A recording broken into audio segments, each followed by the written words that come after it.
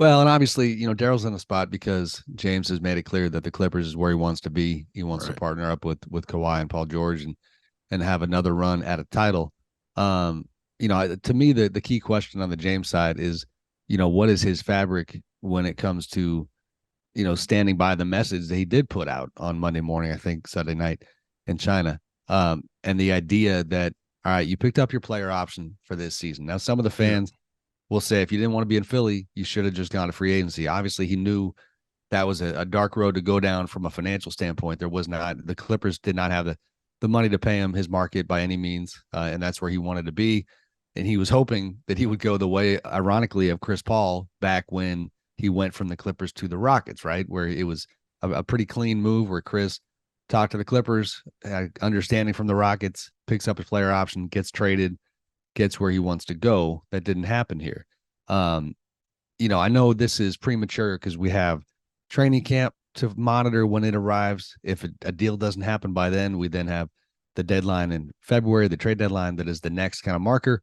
But the more extreme question, I think, is, does a world exist where James says, you know what, we'll see how much of this season's $35 million I end up getting paid if I don't show up, and if it goes all the way to next summer, is this a guy that with free agency on the horizon and with 33 years of life behind him, would have kind of the fabric to be this stubborn about it and push it out that far?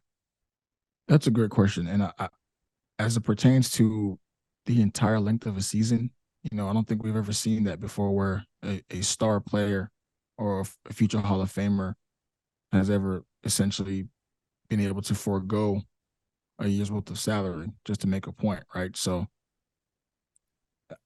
honestly, honestly think that in this situation, Daryl's gonna have to blink first because if, frankly speaking, if he doesn't get something back for James, this is gonna look like a very questionable decision to just put your foot down and continue to be stubborn and not trade him, because at the end of the day, you can get something back for James, even if it means putting the ball more in Tyrese Maxey's hands. And you still have Joel Embiid, you still have Tobias Harris, you still have guys coming back. You have a new coach and Nick Nurse that honestly might be their best offseason acquisition in terms of being able to really structure these guys offensively and put them in a chance to win games, in April and May. So honestly, I just never seen a situation like this before where some player just comes out and blatantly says, "This guy's a liar. I'm never gonna be in the same room as him again."